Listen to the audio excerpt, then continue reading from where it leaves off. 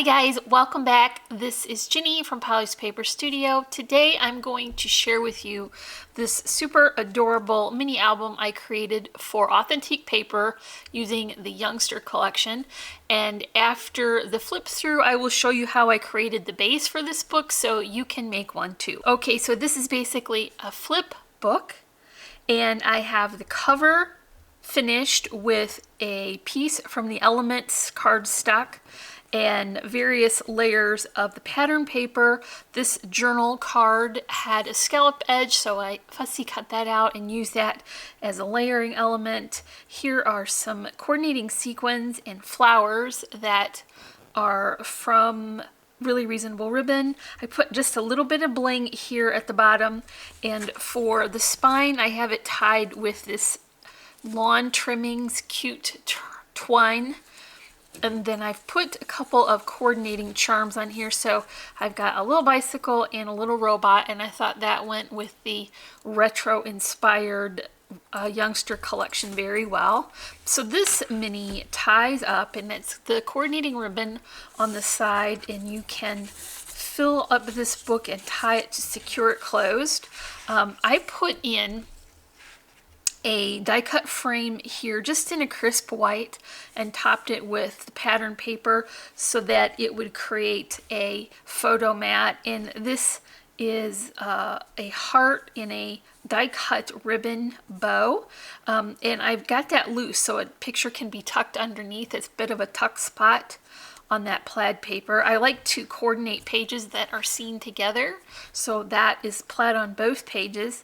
And then I'm also using a double matting for this that is both Spectrum cardstock that is also from Authentique Paper. Here's one of those super adorable journal cards, and I've just got that double matted again and put on a tip-in with more of the Spectrum cardstock on the flaps. So the nice thing about this is antique lace, and it has a very subtle tone-on-tone stripe, which works really well for handwriting. So if you want to put your journaling back here, keep your memories with your pictures, you can have that behind the tip-in, and you'll have it nice and tidy because it has lines. So the next flip will reveal a pocket in the center and then another tip-in for the side.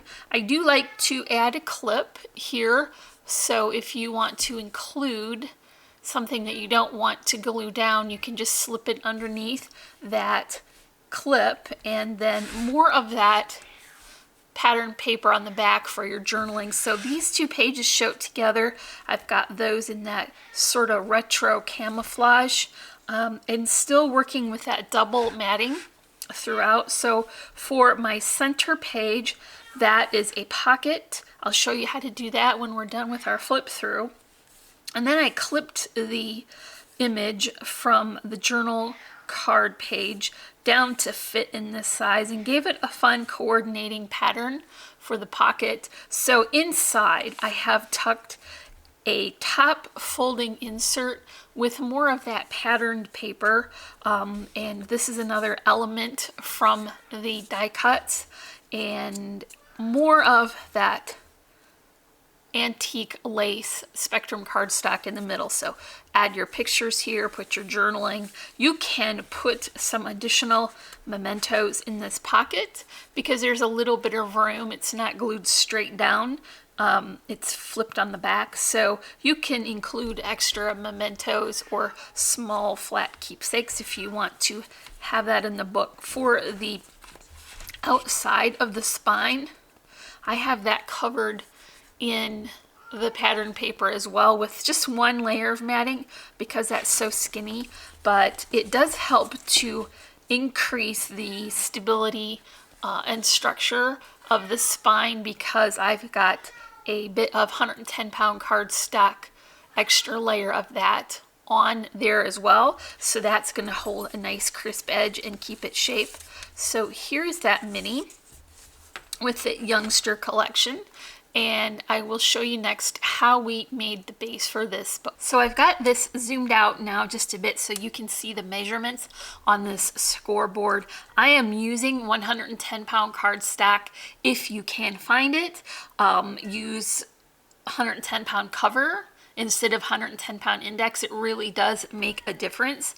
And so I have my first piece cut at 6 inches by 8 3/4. And I like my book to be a finished size of 4 by 6 because I think that is just the most practical use of the paper without leaving a lot that can't be cut into full-size pieces. So my first score on my first page is going to be at 4 inches, and then the next score will be at 4 3/4. That leaves me with 4 inches on either side and a 3/4 inch for the spine on the left. My next sheet is still 6 inches, but now it's only 8.5 inches wide. Still going to mark at the 4 inch and score that all the way down. Sometimes it's a little hard with the thicker cardstock. You just have to give it a good pressure and do it slowly. And then your next score line is going to be at 4.5. So you still have 4 inches on either side, but now this is the spine on the right, and it will only be a 1/2 inch. And that is so that when you assemble the book, you're leaving room inside to accommodate all of the layers and spacers that you want to put in, and won't get your book bent out of shape because there's enough room for all the layers. You do want to go in and fold on those score lines and use your score tool to reinforce that crease, because you want a nice crisp edge. That will not only help it to look better, but it will make measurements easier as well. So I'm going to do that for both of these sheets, and you can see how that bent because it had a little thickness to it. So that is going to be nice and sturdy. I have put some double-sided adhesive tape on to the piece that has the smaller spine, and that's going to become the right hand side, and this first one is the left. So I am going to remove that tape and join these two pieces together. It's nice to give the back of your book that double layer of thickness, and I think it's easier if you bend it at that score line and just line it up here with the corner so that you can get everything nice and square before you apply any pressure and stick this down permanently.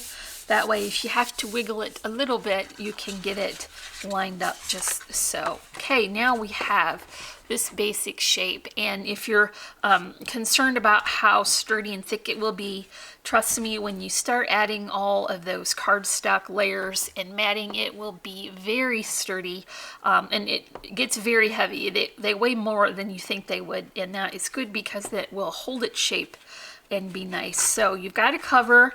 On mine, I put the ribbon trim. You could use a tuck spot here as well if you wanted to do that, or a couple places to add a Velcro dot, and that would work just as well. So if you want to add a tip-in for your page, I generally measure my tip-in to be well, I usually use the journal cards, and those are 3 by 4 inches. I tend to trim them down just a little bit so that I can put matting on. So I'll have this piece. This is only for this book. Use measurements that work for yours if you want to reproduce this. So I'm going to cut my piece of paper now. So this is 4 by 3 at the score line, and then an extra half. So 3.5 inches, scored at a half, and then folded.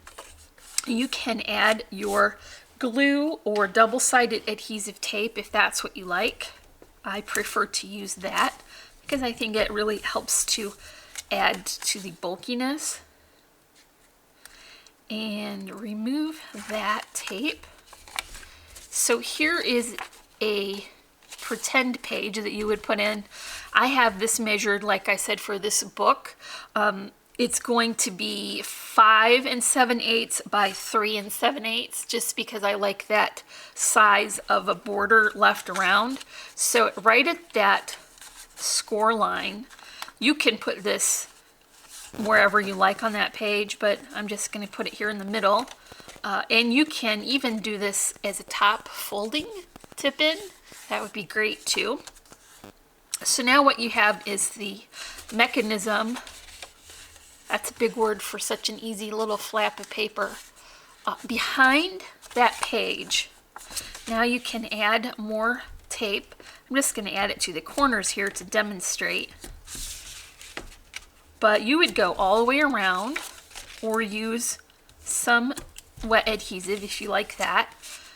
I tend to make a mess with that. For some reason, I can't get that bottle out without having it all over myself. So I would use the color of the base of the book. For this would be this portion of it where the tip-in would be, so that you would have a consistent border around. So if my book is white and I'm going to use alternate colors of cardstock, I still want this piece to be white because I want it to be consistent with the rest of the book. And then this piece, which would be the 5 7/8 by 3 7/8 piece, would be the color of my border cardstock. So then you could just add that. Remember to leave your border, and you've got that mechanism secured in between. It's sandwiched in those layers. So add your image here on the front like a journal card, and then add space to do your journaling on the back side. So what if you want to add a pocket? Now I know that many people are very good at doing math, and I am sadly not that person. So basically what I do is I have the sheet. Now remember, this is going to be the cardstock border that you would put your pattern paper onto. I know that this is 3 7/8 inches wide, and then you have to add for either side, and there's a lot of math involved in that. But what you can do is just use a scrap if you have it, or cut one that is at least a 1/2 inch on either side. Any more would be better because it's just going to give you a little bit of extra security. And then I know that I like my pockets to be 2.5 inches high, because I can add taller things in and tuck shorter things in as well and still be able to have access to them. So I've cut my paper at 3 inches, and then I've scored it at a 1/2 inch.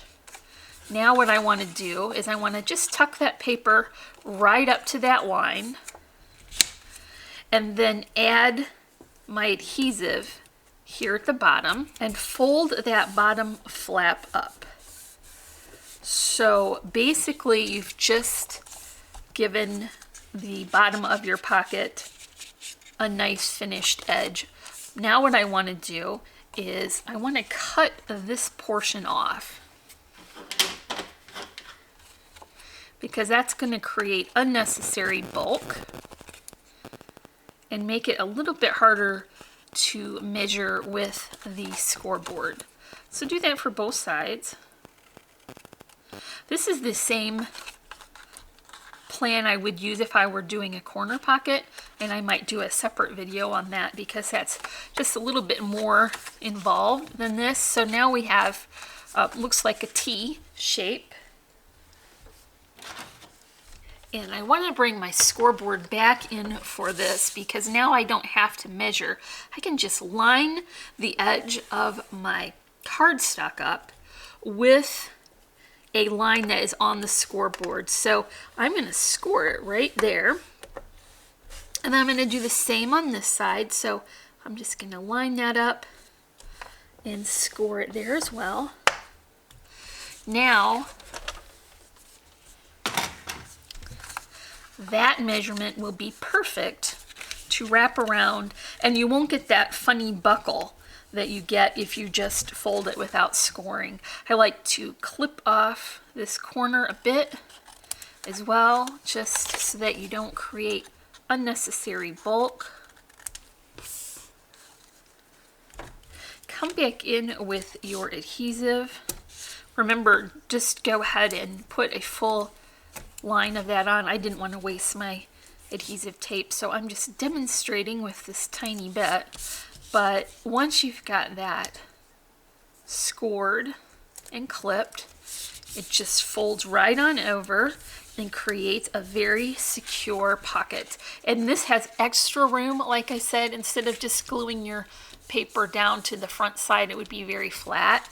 And then you want to add your adhesive. Again, I'm only using a bit, and then secure that, remembering to leave that border around the outside. So now your book can have a pocket and a tip in, and you can put these in any combination you like, even if you want to have all pockets and put folded inserts in. You've left enough room in the spine to do that, and you also have room, like I like to add the foam spacers in between so that the book will still close properly. So that is all for my mini album created with the Youngster Collection from Authentique Papers. This project will be live on the Authentique blog Friday morning, and there will be lots of nice close-up pictures and a full detail list as well. I would love to hear what collection from Authentique you guys would love to make a mini album with, so leave me that in the comments below. I always love to hear your feedback, so I will leave a link in the description below for this collection, as well as our social media handles. If you enjoyed this video, make sure you give me a like, and as always, I'm wishing you a happy and productive day, and I thank you so much for watching. Bye!